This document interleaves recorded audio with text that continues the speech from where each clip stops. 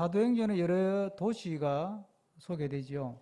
그런데 여러 도시 중에서 특히 아주 복받은 도시가 하나 있는데 그 도시가 바로 이 안디옥이라는 도시입니다.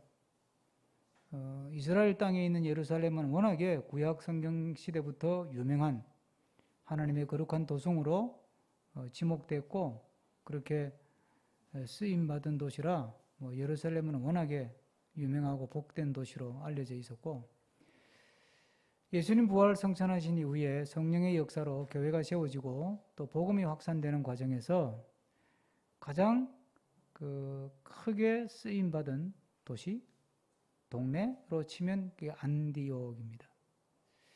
안디옥은 이방 도시인데 그 이방 도시인 안디옥에서 복음의 큰 역사가 일어났어요. 그래서 13장으로 넘어가면 바울과 바나바를 최초의 선교사로 파송한 도시가 안디옥이에요. 그 말은 안디옥을 통해서 안디옥에 있는 교회 공동체를 통해서 세계 선교가 본격적으로 이루어졌다. 그래서 예루살렘과 유대와 사마리아와 땅끝까지 이르러 복음이 전해져야 되는데 바로 땅끝까지 복음이 확장되는데 결정적으로 쓰임받은 도시가 안디옥이라는 도시고 거기에 또 기여한 공동체가 안디옥 믿음의 공동체였습니다. 안디옥에서 어떤 일이 일어났나 함께 묵상하면서 우리도 안디옥 교우들처럼 쓰임받고 우리 교회도 안디옥 교회처럼 또 쓰임받는 또 안디옥에서 일어난 일들이 우리에게도 일어나기를 주의 이름으로 축복합니다. 사실 안디옥에서 일어난 부흥은 아무도 예상하지 못했던 일이에요. 예를 들어서 뭔가 좀 잘 준비를 해가지고 우리가 단기 선교를 가더라도 굉장히 준비를 오래 하잖아요. 모든 걸 준비하고 일정도 준비하고 예산도 준비하고 또 뭐 준비물도 제대로 챙기고 뭐 수도 없이 연락을 주고받고 그렇게 해서 이제 단기 선교를 가는데 안디옥에 복음이 떨어진 건 그런 치밀한 계획 가운데 이루어진 일이 아니에요. 우연히, 진짜 우연히 한번 보실까요? 자, 19절 한번 다 같이 읽어보겠습니다. 19절입니다. 그때에 스데반의 일로 일어난 환란으로 말미암아 흩어진 자들이 베리게와 구브로와 안디옥까지 이르러 유대인에게만 말씀을 전하는데 스데반이 순교하자 믿는 사람들이 다 이제 사방으로 흩어져서 몸을 피했잖아요. 그때 이제 몸을 피해서 흩어진 사람들 중에 안디옥까지 간 사람들이 있었던 거예요. 그 사람들이 이제 가서 유대인들이니까 유대인들을 만나겠죠. 그러니까 이제 거기서 만난 유대인들에게 예수님에 대한 이야기를 전해줬어요. 이제 그렇게 시작이 됐는데, 그런데 또 어디서 이 예수님 이야기를 들었는지, 복음 전도를 받았는지는 모르겠는데, 또 이 구레네, 구브로, 여기서 또 안디옥으로 온 사람들이 있었어요. 이 사람들이 와가지고, 이번엔 유대인이 아닌 이방인들에게도 예수님 이야기를 막 전한 거예요. 그게 20절 한번 읽어봅니다. 그 중에 구브로와 구레네 몇 사람이 안디옥에 이르러 헬라인에게도 말하여 예수를 전파하니. 희한한 거예요. 누가 계획을 한 게 아니고 몸을 피해서 도망을 간 건데 가가지고 그래도 마음에 이게 은혜가 있으니까 이걸 그냥 있을 수는 없고 그래서 만나는 유대인들에게 있잖아 그 예수님 이야기 한번 들어보라고 그 예수님 이야기를 전하고 그리고 또 구레네 또 구브로 그쪽에서 온 사람들이 이번에는 또 이제 헬라 사람들 보고 예수님 이야기를 전하는 거예요. 여러분 헬라 사람들은 그 당시로 치면 최고의 문명을 갖고 있던 사람들이에요. 헬라 문명이라는 게 있잖아요. 알렉산더 대왕이 일으킨 제국이 헬라 제국 아닙니까? 그 헬라 제국을 일으켜가지고 세계 정복을 해서 지중해를 중심으로 대제국을 만드는 게 그게 헬라 제국이잖아요. 이 사람들이 가는 데마다 이 헬라 문명을 퍼뜨리거든요. 그 헬라 문명은 그리스 문명. 아테네, 여러분, 그 소크라테스 아시잖아요. 예? 뭐 테스형 나오는 소크라테스, 플라톤, 아리스토텔레스 이런 사람들의 철학과 사상을 오래전부터, 적어도 이 성경을 기록한 기점으로 보면 500년 전부터 소크라테스, 플라톤, 아리스토텔레스, 또 소피스트, 에피쿠로스 이런 사람들의 이야기를 막 듣고 머리가 굉장히 발달한 사람들이에요. 예. 되게 똑똑한 사람들이에요. 예. 그런데 이런 사람들한테 예수님에 대해서 이야기를 이렇게 전하는 거예요. 그런데 사람들이 그 예수님 이야기를 솔깃하게 듣는 거예요. 그러고는 나도 그 믿으면 되냐고. 그래서 그 사람들이 예수님을 믿고 믿음의 공동체에 들어오는 일들이 막 생기는 거예요. 여러분, 이게 계기가 돼가지고 안디옥의 교회가 만들어졌다니까요. 안디옥의 교회가 만들어지니까 이 소문이 어디까지 갔냐면 예루살렘까지 거꾸로 소문이 갔어요. 그래서 예루살렘에서 소문이 나기를 안디옥에 말이야 교회가 생겼다네. 그 헬라 사람들도 믿는다네. 그 희한하네.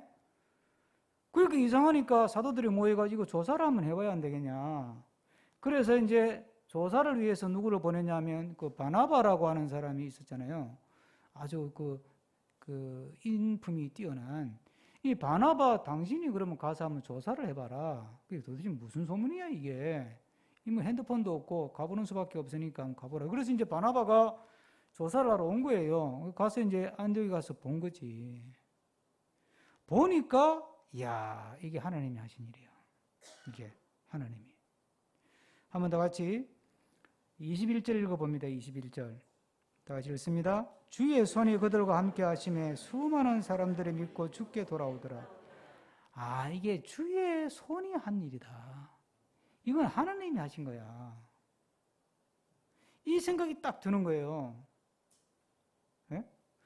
그래서 이제 이 바나바가 막 마음이 뜨거워진 거야. 야, 이 사람들이 귀한 사람들인데 이 사람들에게 좀 더 체계적으로 성경도 가르치고 믿음 생활 잘하도록 하면 좋겠다는 생각이 딱 들은 거지, 이 사람이. 바나바가. 그래서 이 바나바가 이제 딱 떠올랐던 사람이 바울이에요. 그때까지는 이름이 사울이죠. 그래서 사울이 딱 떠올랐다는 게 율법의 전문가고, 예수님 만나는 체험을 해가지고 은혜가 충만하고, 아라비아 광야에 가서 기도 많이 하고, 그래서 지금 자기 고향 다소에 가 있는데, 이 귀한 사람이 지금 막 날개를 달아줘야 되는데, 이 견제를 받고 시기를 받아가지고 이 지금 사울이 아직도 활동을 못하고 있었단 말이에요. 자기 고향 다소에서 지금 숨죽이고 있는 걸 이제 이 바나바가 생각이 난 거야. 그래서 이 바나바가 다소로 갑니다. 25절 제가 읽습니다. 바나바가 사울을 찾으러 다소에 가서. 이제 다소에 가가지고 이 사울, 이제 바나바로 이름이 바뀌잖아요. 이게 바울로. 이제 이 바울을 데리고 왔어. 와가지고 이 안디옥에 있는 교인들한테 1년 동안을 가르쳤다고 해야지. 이게 25절에 보면, 6절에 보면 1년간 모여서 큰 무리를 가르쳤다 그렇게 돼 있어요. 1년 동안 그들에게 성경도 가르치고 설교하고, 이 바울이 막 얼마나 열심히 했겠어요, 여러분. 생각을 하면 이 바울이 막 은혜가 충만해가지고 막 가슴에 불이 있는데, 이게 뭔가 저거 예수 믿는 사람 잡아 죽이던 사람이 저거 이상하다 그러고, 사람들이 자꾸 이렇게 좀 이렇게 샛눈으로 보고, 제자들도 뭔가 좀 뭐 그렇다 하니까 또 그렇긴 하는데 또 이게 또 모르지 사람이 이런 게 뭐 그래가지고 이제 길이 안 열리는 거지. 길이 안 열려서 전도도 제대로 못하고 있었는데 이 바나바라고 하는 사람이 그 당시로서는 권위가 있고 또 덕망이 있는 분이니까 바나바가 딱 판을 깔아주니까 이건 뭐 이제 때를 만난 거야 이제. 거기다가 이 안디옥이 이방 도시라 그랬잖아요. 이 바울이 또 이게 다소가 또 이방이잖아요. 소아시아 지방의 큰 도시였어요. 타르소스라고 하는, 우리는 지금 잘 모르지만 그 당시에는 굉장히 큰 도시예요. 이 다소가 세계 3대 도서관이 있을 정도로 큰 도시였으니까. 그게 이제 이 바울이 뭐 헬라 물도 먹었겠다. 드는 카레, 막 우리말로 하면 드는 카레, 막 착 앉아놓고 막 복음을 전하니까 막 사람들이 쏙 속속 그냥 받아들이는 거예요. 그래서 안디옥에 교회가 단단히 서가지고, 그래서 13자명에 넘어가면 우리만 이 귀한 복음을 가지고 있어서 되겠냐.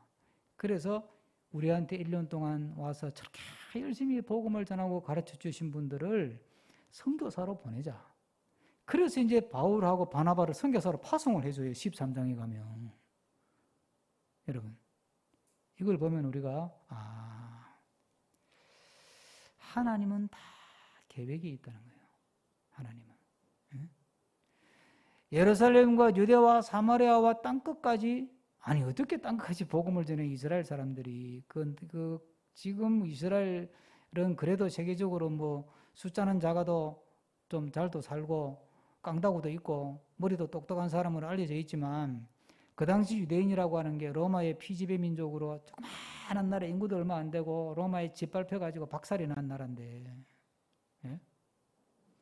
로마의 티투스라고 하는 티토 장군이 마지막에 마사다 전투에서 로마의 마지막 게릴라전에서 승리를 거둔 이후로 완전히 이스라엘을 박살을 냈잖아요. 로마가. 바로 그때잖아요, 지금이. 그런데 그 뭐 이스라엘 사람들이 뭐 어떻게 이 복음을 가지고 땅끝까지 전도를 하러 간다는 게, 이게 말이 안 되는 얘기예요, 이게. 여러분, 지금으로 치면 뭐 아프리카에 이름도 없는 뭐 말라비 같은 나라에다가 교회 하나 세워가지고 너희들 세계 전도해라 이러는 거하고 똑같은 이야기지.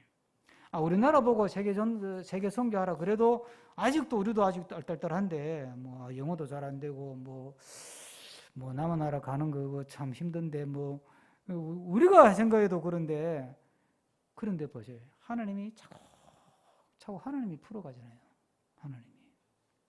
하나님은 다 계획이 있는 줄로 믿습니다. 이거 어떡하지? 이 문제를 어떻게 해결하지?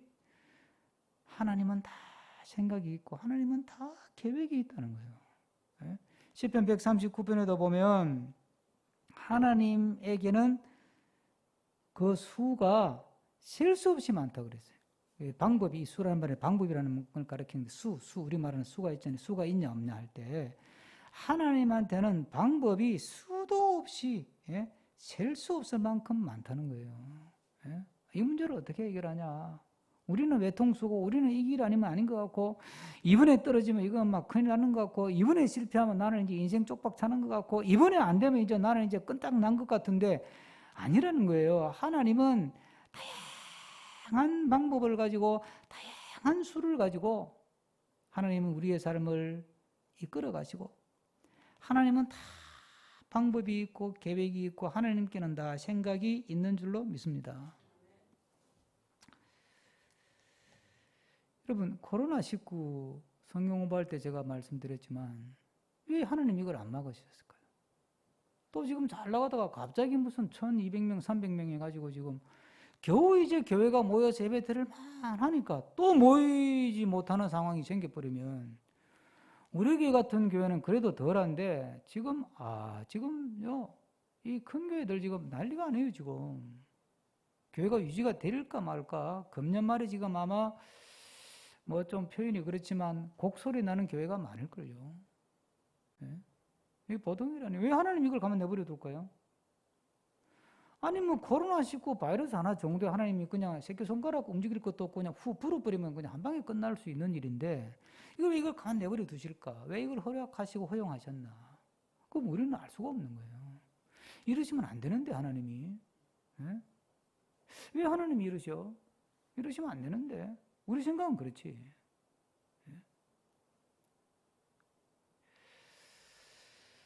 여러분, 그런데 우리 믿음의 길이라고 하는 거, 오늘 우리가 아침에 이제 교회 오면서 CB에서 대담 프로에, 인터뷰 프로에 중간에 찬송이 나오던데, 눈으로 보이지 않고 귀로 들리지 않아도, 그렇죠? 눈으로 보이지 않고 귀로 들리는 게 없어도 우리는 믿음으로 간다.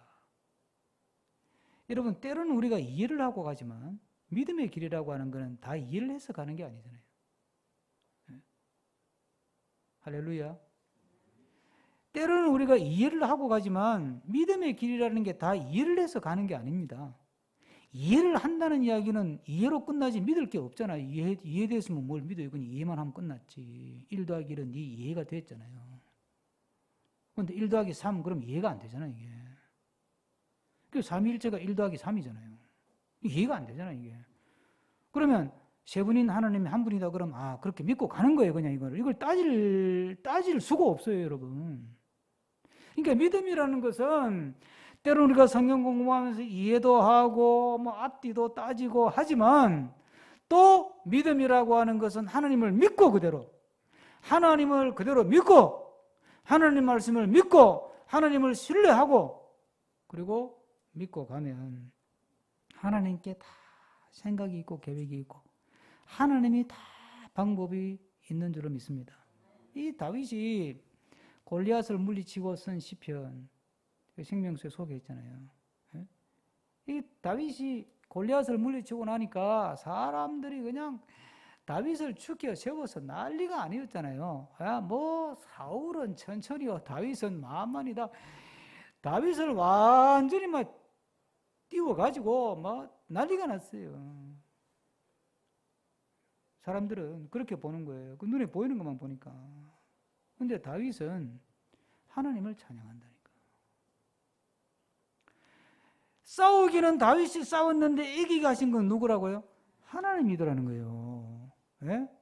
노력은 내가 했는데 일이 되게 하는 건 누구라고요? 하나님이더라는 거예요. 예? 우리가 자녀를 키우기 위해서 또는 사업을 하기 위해서 건강을 유지하기 위해서 별별 노력을 다하고 직장을 얻기 위해서 뭐 돈을 벌기 위해서 진로를 잡기 위해서 이런저런 애를 쓰고 노력을 하잖아요. 그건 우리가 할 일이니까 하는 것뿐이고 우리가 믿음으로 하면 하나님이 다 뜻이 있고 계획이 있고 생각이 있어서 하나님께서 일이 되게 하시고 하나님께서 길을 여시고 하나님께서 이루시는 줄로 믿습니다. 우리는 그 믿음을 가지고 가는 거예요. 그래서 우리가 주님을 예배할 수 있는 것입니다. 안 그러면 하나님 이러시면 안 되는데 아니 이 상황에서 또 4단계까지 올라가도록 이러면 하나님 뭐 교회 이거 뭐 교회를 유지하라는 거예요. 문 닫으라는 거예요. 이거 하나님 이거 아니죠. 아닌 건 아닌 게요 하나님. 예? 이러시면 안 되는 거예요 하나님이고. 교회를 어떻게 하라고요? 그러면 원망이 나오고 불평밖에 안 나오는 거예요 여러분. 이건 이해가 안 되는 상황이에요. 예? 이 작은 머리로 이해하려고 하지 말고 하나님께 다 계획이 있다. 믿고 기도하고 말씀을 따라 가면 하나님께서 우리를 다 선한 길로 복된 길로 인도하시고 우리의 삶을 만들어 가실 줄로 믿습니다. 그래서 이제 안디옥에 이제 부흥이 일어나서 보니까 이게 바나가 와서 보니 이게 하나님 은혜라는 거예요. 근데 여러분 생각해 보세요. 아니 안디옥에 교회가 생겼대. 그리고 막 헬라 사람들도 교회 와가지고 막 등록을 해가지고 막 큰 교회가 하나 만들어졌다네. 그러면 감사하다. 그리고 예루살렘에 있는 그 사도들이나 교인들이 뭐 어떻게 해야 될까요? 여러분 같으면 어떻게 했겠어요? 예? 우리가 지금 이게 수종구에 있는데 저기 의왕에 막 교회가 하나 생겨가지고 뭐 교회 안 다니는 사람이 나와 등록하고 교회가 지금 아주 잘 지금 성장하고 있대. 그럼 우리는 어떻게 해야 되죠? 축하해야 되지. 꽃다발도 보내고 뭐 축하할 일이 지금 뭐 조사하러 갈 일이 아니잖아요 이게. 왜 조사를 하러 가요? 이 조사관을 보냈다니까. 왜 조사를 할까요? 아직도 이 사도들이나 이 초기 그리스도인들 머릿속에는 유대인의 선민의식, 복음은 유대인에게만 허락한 것이다. 하나님의 은혜는 하나님의 사랑은 유대인에게만 허락된 것이다. 이방인에게는 아니다. 이 생각에서 완전히 벗어나지를 못한 거예요. 근데 안디옥에서 그게 깨져버린 거예요. 안디옥에서. 바나바가 와서 보니까 이건 하나님 은혜네. 이건 하나님 은혜야. 자, 21절 다 같이 읽습니다. 다시 한번 21절 시작. 주의 손이 그들과 함께 하심에 수많은 사람이 믿고 주께 돌아오더라. 그래서 22절에 바나바를 보냈잖아요. 23절에 그가 이르되 하나님의 은혜를 보고 기뻐하여 모든 사람에게 굳건한 마음으로 저와 함께 머물러 있으라 하구나니. 그리고 와서 보니까 이건 하나님이 하신 거야. 이상하다. 왜 이방인들에게도 복음이 먹히지? 왜 어떻게 이방인들에게 십자가의 은혜가 전해지지? 이건 아닌데. 이 생각했으면 이렇게 바나바가 반응을 못하지. 이거 이상한데 뭔가 있어. 조사를 좀 더 해봐야 되겠어. 예? 뭔가 있는 거야 이게. 뭔가 이게 좀 이상해. 냄새가 나. 예? 그리고 까치는 눈을 딱 뜨고 이렇게 보면 이게 일이 이제 달라지고 일이 이제 이상한 데로 가는 거예요. 근데 이 바나바는 믿음이 성숙한 사람이니까 딱 보니까 내 생각하고는 안 맞는데 이 하나님이 하신 은혜예요. 그러니까 자기 생각이 깨지는 거예요. 그걸 불편해하지 않는 거예요. 오히려 그 모인 사람들에게 여러분 참 감사한 일입니다. 여러분 잘 오셨습니다. 이제 믿음 생활 잘 하시고 더 여친은 굳건하게 붙으세요. 그러고는 자기는 이제 바울 데리러 가지고 데리고 오는 거예요. 예? 그러니까 안디옥에서 무슨 일이 있었냐? 믿는다는 사람들이 가지고 있었던 편협한 생각이 깨지는 놀라운 역사가 있었던 거예요. 여러분 이게 깨는 게 얼마나 어려운지 몰라요. 그렇죠? 전에도 제가 말씀드렸지만 교단만 달라도 저거 이단 아닌가 이상한 눈으로 보잖아요. 교단만 달라도. 그게요. 우리가 거짓된 가르침이나 이단이나 이런 것들은 철저하게 조심을 해야 되지만 우리가 자칫 잘못하면 이단 잡으려고 하다가 생사람 잡을 수도 있어요. 그렇잖아요. 그죠? 우리가 이단 잡으려고 하다가 생사람 잡을 수도 있다니까요. 내가 잘 믿으려고 하다가 하나님 뜻을 그르칠 수가 있다 이 말이에요. 그거 조심해야 된다니까요. 그러니까 우리가 항상 내 생각에 갇혀 있으면 안 되는 거예요. 내 생각에 갇혀 있으면. 이게 참 어렵습니다. 이게 정말 어렵습니다. 자, 기성세대와 자라는 세대 간의 갈등이 왜 생깁니까? 생각이 달라서 그래요. 생각이. 여러분, 자식들하고 대화하면서 안 부딪혀 본 적 있어요? 아니, 내비 앞에 나와가지고 내가 고생해서 돈 대가지고 공부시킨 애인데 왜 이렇게 자꾸 부딪혀? 이야기하면. 왜 그래요? 생각이 다른 게 다른 게 없어요. 생각이 달라요. 한 집안에서 같이 살아도 한 집안에서 10년, 20년, 30년을 같이 먹고 같이 자고 그렇게 살아도 세대 간의 생각 차이가 있어요. 오죽하면 쌍둥이 간에도 세대 차이가 있다고 할 정도로. 그러니까 그 생각이 다르다는 것을 깨고 뛰어넘는다고 하는 게 그만큼 어려운 거예요. 그런데 바나바는 한번 딱 보고 자기 생각을 딱 깨버렸어. 한번 딱 보고 이건 하나님의 은혜야. 이건 다른 꼼수가 있을 게 없어. 이건 하나님의 은혜고 이건 하나님의 역사하심이야. 이건 내가 가로막고 뭐 조사하고 뒷조사하고 따질 게 하나도 없고 받아들여야 돼. 그리고 축복하자. 그리고 고문해주고 바울까지 데려와가지고 또 말씀으로 양육하고. 여러분, 우리가 믿는 것은 하나님의 은혜, 복음을 믿는 거지 십자가의 사랑을 믿는 거지 교리를 믿는 게 아니에요. 여러분. 의외로 교회를 오래 다니신 분들은 저를 포함했어요. 의외로 이 교리라고 하는 것에 사로잡혀가지고 그 교리를 믿는 게 믿음 생활을 잘하는 거라고 착각하는 경우가 아주 많아요. 교리뿐만 아니라 내가 그동안 오랫동안 해왔던 방식, 전통, 제도 이런 거. 예배드리는 방식, 십자가를 어디다 다냐 마냐, 십자가를 꼭 달아야 돼요? 안 달아도 돼요, 사실은. 십자가 없다고 교회가 아닌가? 관계 없거든요. 근데 우리는 십자가 없으면 서운한 거예요. 그게 참 어려워요. 몇 년 전부터 이제 에너지 절약 차원에서 총회가 결정한 게 하나 있습니다.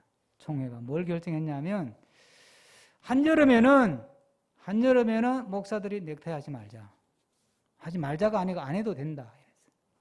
그래서 이거 풀고 그냥 노넥타이로 예배를 드려도 된다.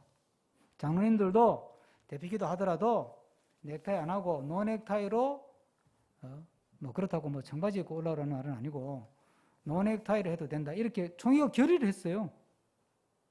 결의를. 그런데 제가 어저께 그 생각이 나더라고. 새벽기도 하는데 장로님들하고 같이 새벽기도 하는데 어저께는 왠지 또 이 불이 너무 뜨거워가지고 막 땀은 삐부자리 마스크를 켰으니까 안에는 또 완전 물바다지. 이걸 풀고 싶은 거야. 근데 이게 안 풀어지더라고 나는 이게. 왠지 이걸 풀면 뭔가 좀 불경할 것 같고 왠지 뭔가 좀 자세가 흐트러진 것 같고 왠지 뭔가 좀 성의가 부족한 것 같고 예의를 안 갖춘 것 같을 것이라고 하는 막연한 불안함과 두려움과 그렇기 때문에 이걸 못 풀겠더라고요. 그래서 마치고 이제 올라가서 식사하면서 풀었지. 그만큼 어렵다는 말이에요. 그만큼 어려워요.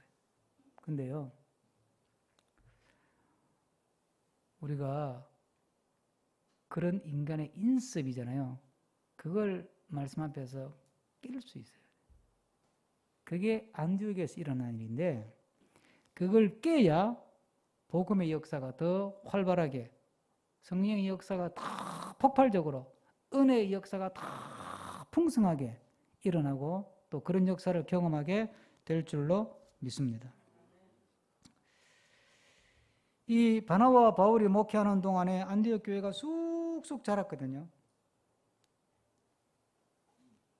어느 정도 자랐냐? 한번 26절 다 같이 읽습니다. 26절. 만남에 안디옥에 데리고 와서 둘이 교회에 1년간 모여 있어 큰 무리를 가르쳤고 제자들이 안디옥에서 비로소 그리스도인이라 일컬음을 받게 되었다.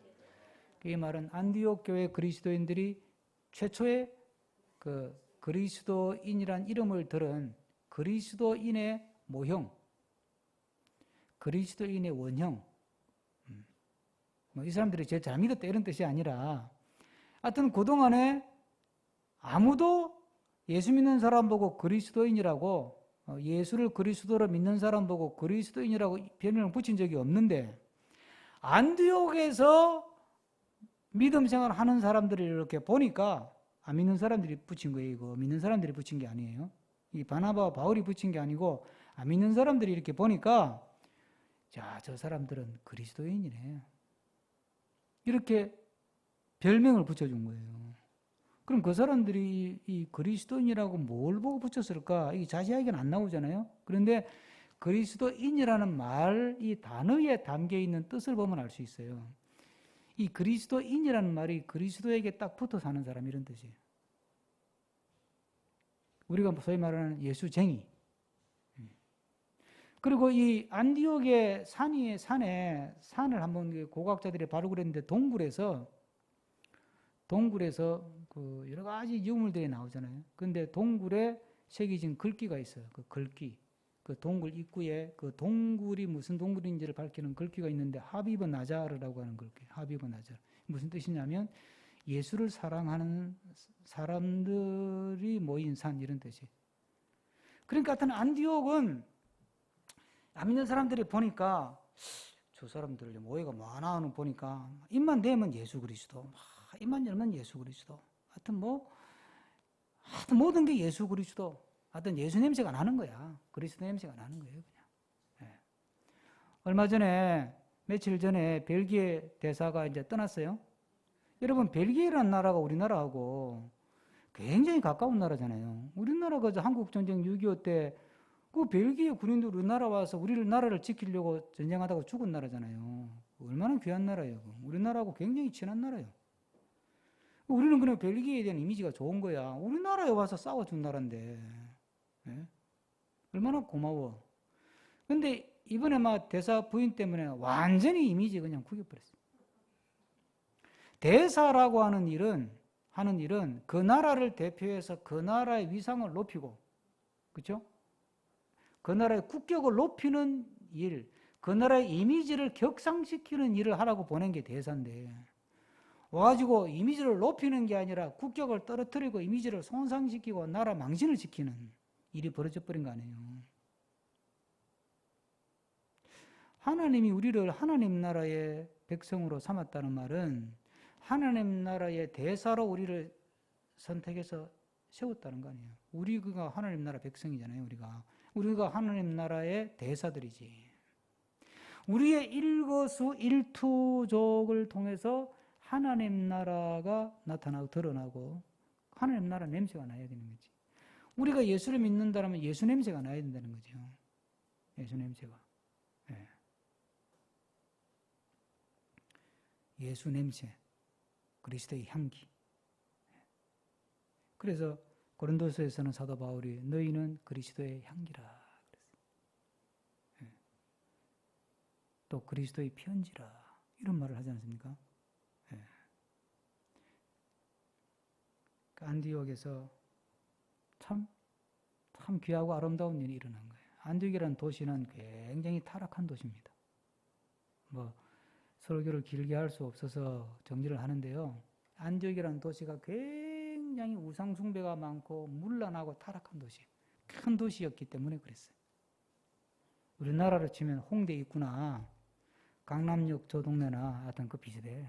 문화가 그냥 술 먹고 밤새도록 어디 해가지고 춤추고 그러는 문화가 팽배했던 곳이 안디옥이라는 도시인데 거기에 복음이 딱 떨어져 가지고 이 사람들이 예수 믿는 사람들이 그리스도의 향기를 쫙 풍기는 사람들이 등장을 한 거예요. 그러니까 이 사람들이 보고 저거 그리스도인이다. 정말 우리가 이 땅에서 살아가는 동안에 그리스도인으로서 그리스도의 향기를 드러내고 하나님 나라의 국격을 높이고 하나님 나라의 품위를 드러내면서 주님께 영광을 돌리고 그리고 하나님께서 우리를 더 복되게 영광스럽게 쓰시는 그런 하나님의 귀한 자녀 되기를 축복합니다. 기도하겠습니다.